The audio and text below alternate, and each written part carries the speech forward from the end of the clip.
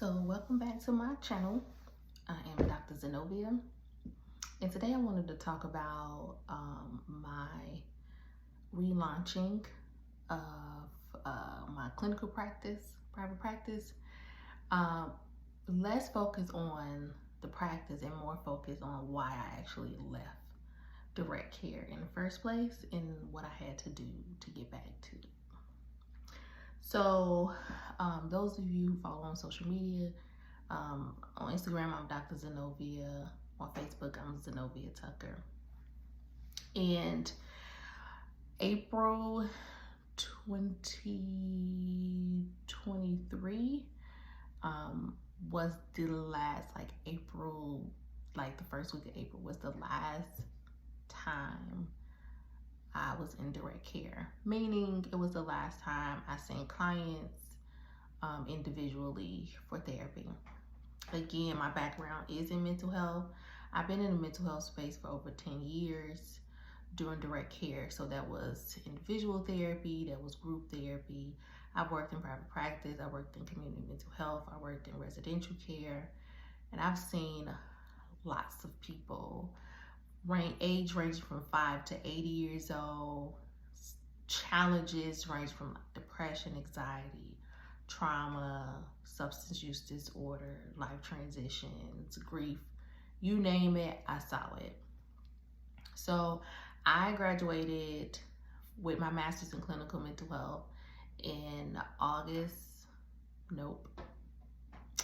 June 2015. I was in practice as a practicum and internship for about a year on the west side of Chicago, and I did individual therapy. It was in-home, in office, and I also did therapy in Chicago public schools with youth in elementary and high school. So my career started then.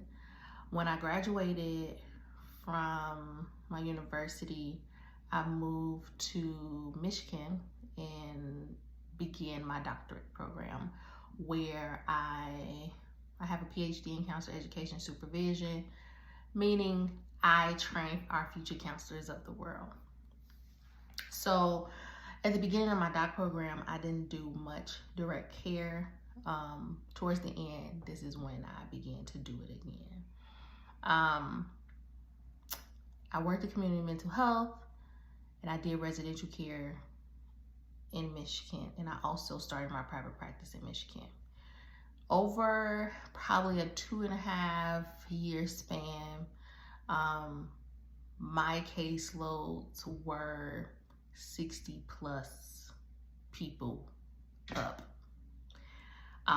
Active caseload, some I saw every week. Most of them I saw weekly.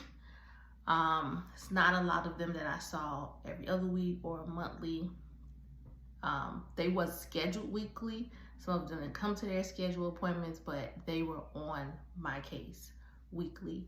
I work with a higher level of care, so that's why they were seen weekly. And over 90% of my clients experience some form of trauma.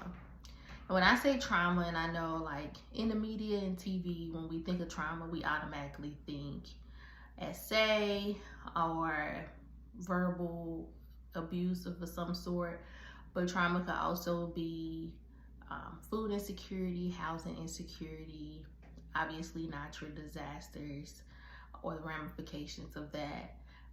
So I saw it.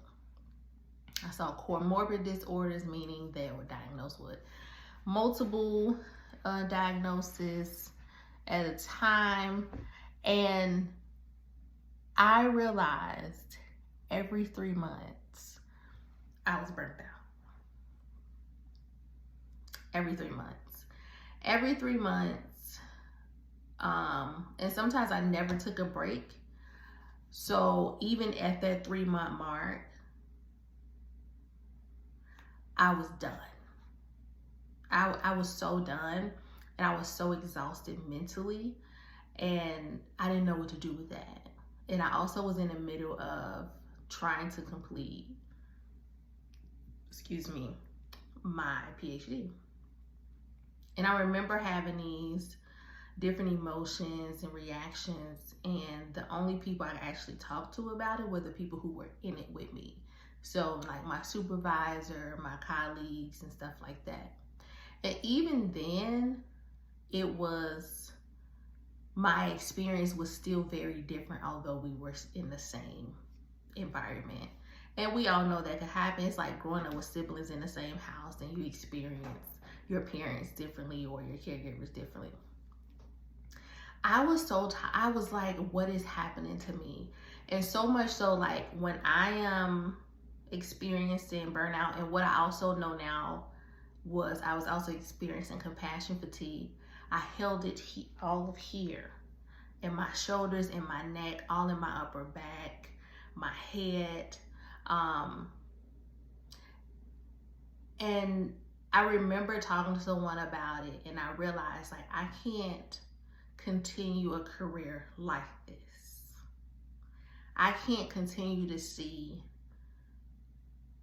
a large caseload like this with over 90% of them experience some kind of trauma-related disorder. And I remember someone said to me, you went to school all these years and you ain't gonna do this work? And I'm just like, what? Like, it shut me down, because I'm just like, oh, I can't talk to you about this. Like, you have no idea. And I think at some point I'm gonna talk about this during this whole YouTube channel thing. And hopefully I don't be bouncing around either, but it is what it is. You get me as you gonna get me. But I was like, oh my God, we are so trained to just do this one thing, that the thought of doing something different or non-traditional is frowned upon.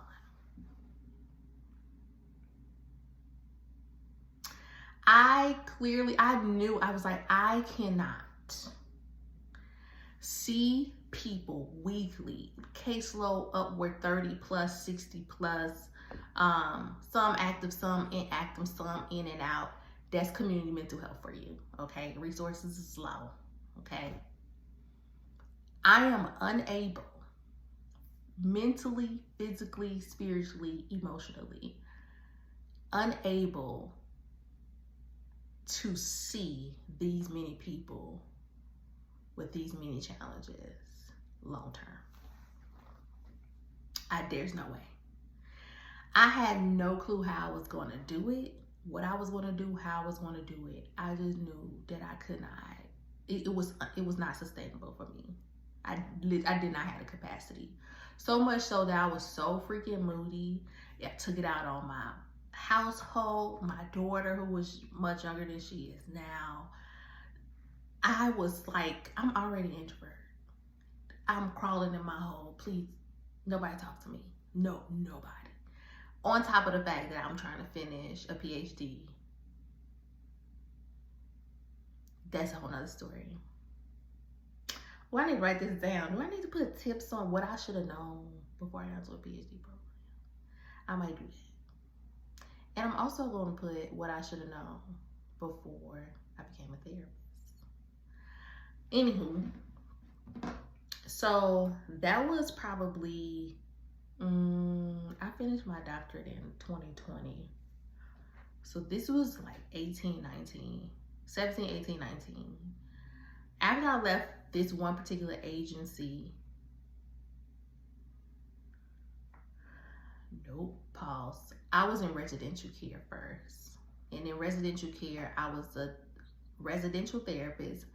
And the primary diagnosis in that facility was substance use disorder. They were coming there for detoxification and residential care. It was a short-term residential stay. And it was like, it wasn't even a month, right? So because it was very short term, essentially we doing harm reduction, crisis intervention kind of thing. 5 days in detox if insurance allow it, and then probably 2 weeks in residential, if I remember correctly. We had upward 32, 35 beds. They wasn't always full. It was 3 full-time, nope, 4 full-time therapists, but 3 of us had more of a caseload. One was a supervisor, then we had an intern. We had to do individual therapy, case management, and run psychoed and group therapy. This was one of the most rewarding experiences of my life. And it was a full circle moment. I minored in alcohol and drug abuse when I was in undergrad in hopes of helping my mom. My mom is a recovering addict. Quickly found out that was not going to happen because of the emotional attachment, but I also learned a lot, which also helped with forgiveness. If you want to know more about that, just comment. Just let me know, and I'll be okay with telling the story. I also kind of told that story on my podcast too, Candid Conversations with Dr. Zenobia. But I left residential care and I went to another community mental health agency. This is like pandemic. I was in residential care when the pandemic happened. We ain't never really seen as first responders, but we definitely was first responding. We was out in the trenches too with people. Okay, I had to work outside, no work from home. I love the clients. I always actually love my clients. Is really be like the people, the people, the powers that be. But also during this journey, I was like, I don't know what's wrong with me. It took me to like stop and process. I'm always like reflecting. There was a time where it was a pause. I had to learn to be still and be mindful of my present and what I was feeling and what I was experiencing, which helped me identify what was happening to me emotionally, physically, mentally, and spiritually. We just talking professional right now, because the personal is a whole other different story. And I went to community mental health. I was the only Black woman, my supervisor was also a Black woman. We were the only Black women in the therapy department, and we worked strictly with youth up until 18 years old. We had 1 Black male on staff, and I think she was Hispanic. I loved her too. And our whole intake department was like white women. They were really cool, but our clientele, our staff didn't always reflect our clientele. Because of that, sometimes I was left to get the people that I represented.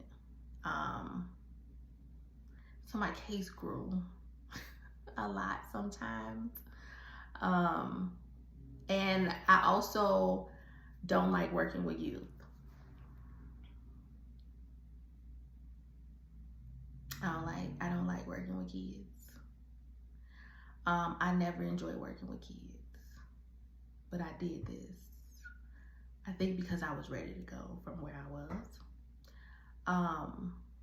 And I love my supervisor too. Very supportive. She had time. We made time for each other because we knew that that's how we was gonna survive what we was experiencing. And so on top of like this caseload, I also didn't like working with kids. One of the reasons I don't like working with kids is y'all parents. Yeah, it's the parents. That's a whole nother video. And I'm really trying not to make this long, so let me move along. Okay, so I stayed there. I don't know how long I was there, and I decided, you know what?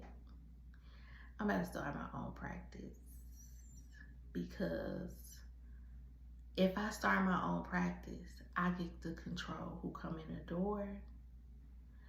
how many people on my caseload. Yeah, that sounds good. Let me do that. At this point, I had already started an LLC because God told me to. And I didn't even know what I was supposed to do with that. I didn't really never had a desire to be an entrepreneur. But the Lord had other plans. I was licensed already, obviously working in mental health. So it was the matter of, you need clients. You need clients. All right, cool, I need clients.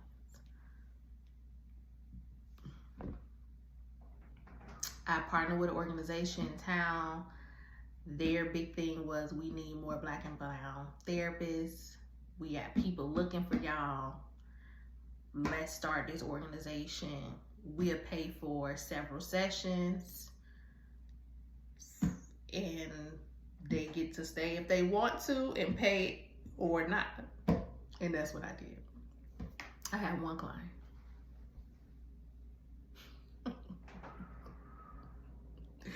I had one client. One. The whole time I was there. I didn't mention that I also was an adjunct professor during that time, so I wasn't like broke, but I wasn't making that much money either. And by this time, I had been teaching for like a year or two, because I was there for 3.5 years, I believe, teaching where I was teaching at. I started my practice. I eventually had to move from Michigan, so I stopped practicing there. I'm still licensed in Michigan. I moved to North Carolina. I went to another organization, and my case grew some more. My case just kept growing. My cases just kept growing. I kept working. I kept teaching, and I was like, this is, something has to give. This can't be life. I'm tore up. I was taking much better care of myself in North Carolina. Had a little more money in my pocket. But I was so done that it started showing up in session.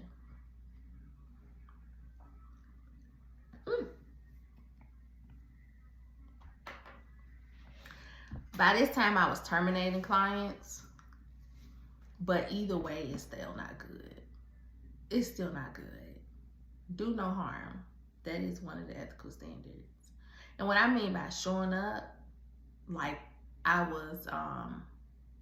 wasn't present as much as I am normally, and as much as I would like to be, and as much as I should be. And I was just like, oh yeah, I gotta stop. This ain't gonna work. This ain't gonna work. And yeah, we gotta be done. By this time, and I don't think I said this story publicly or in depth, I ended up leaving North Carolina. My daughter wanted to move back to Chicago with our family. And when I decided that I was going to do that and still work for the company, but remotely, they laid all of us off anyway. So I needed to move back anyway, because what was I gonna be doing? Oh, I'm sensing there's gonna be a lot of videos, because I had a lot of lessons in the past year and a half that I have not discussed, in hopes that it will encourage somebody. So I need to write this stuff down. And I don't want videos to be long. I'm at almost 20 minutes now. I don't want it to be. I don't want to talk that long. Sometimes it's, Anyway, move back. When they laid us all off, I mean all of us, regional directors, all kind of people, they just, from the top down, laid everybody off. I was still teaching adjunct. I was an adjunct professor. Didn't make that much money, had to come back home. And I was like, I'm not counseling no more. And people start asking me, you still seeing clients? Just like, nope. Nope. When I say I had adverse reactions, like pits in my stomach, heart sinking reactions? Absolutely not. I'm not seeing nobody, don't want to talk to nobody, don't ask me nothing. That was what was happening. That's what it became for me. After years of trauma-related cases, when you have not found a routine in taking care of yourself, or when you have an overload of trauma being dumped on you, I was like, F everybody. And only my friends who close to me could actually like tell you the stories. Don't ask me nothing. I'm not going back. I don't, and I made up like a public statement at some point. I'm not seeing anybody, because people were asking me. No, I'm not, no, I cannot. When I say verge of tears, when people start asking me, no. I'll supervise. I'll teach. But I can't do this right now. Now, I didn't say that I would never do it again. It's in me. The gifts of healing is in me, right? I wasn't going to do nothing related to counseling. I had to heal. And I said, when I get back to it, it's gonna look different. It's not gonna be traditional. It's not gonna be, oh, you go through this program, you graduate and you come work for us and see 30 plus, 60 plus clients. It's not, no, I'm good. Y'all had it. By this time, I didn't even care about what people said. Because when I say people would shame you, you spent all these years in school. I didn't need a PhD to counsel. I didn't get a PhD just for you to call me a doctor. That's not what I did it for. And what you don't know, I am a believer. I was done with school. And God was like, no, you gotta go back. Because you need a PhD to teach. You're a teacher. You're a professor. You're a trainee. Could you teach without it? Sure, but you can't be tenure track. If that's your desire, because that's not a whole lot of desires nowadays to be tenure track professor, full-time. It's just not. But in my case, I use all my degrees. Whether it look like you think it should or not, what I'm doing, I use all of them. I can do whatever I want to do. I could just use my master's and not see nobody. I could create mental health kits and make a lot of money, and I don't have to see nobody. So we need to get out of the mindset that we are one-trick pony, because we not. So at that point, I was like, I don't care what none of y'all say. My mom was like, but you're so good. People need you and all this. I hear you, but I need me now. I can't do nothing for nobody in the mood that I'm in. When I say mean, annoyed,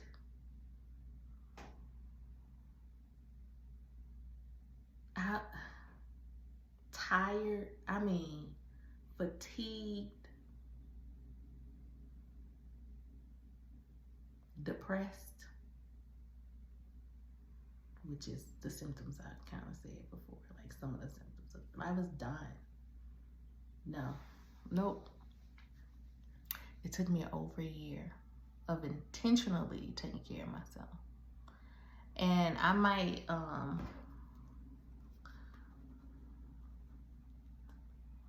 sorry, I had to write. I'm gonna do a video on what did I exactly do to take care of myself. I am. Whether it helps somebody or not, your care may not look like mine, but it needs to happen. This is for therapists. This is for physicians. This is for nurses. This is for healthcare professionals.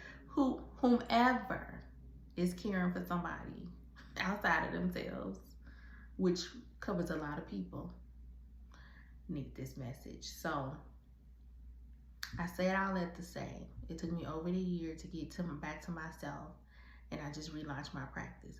Very limited space.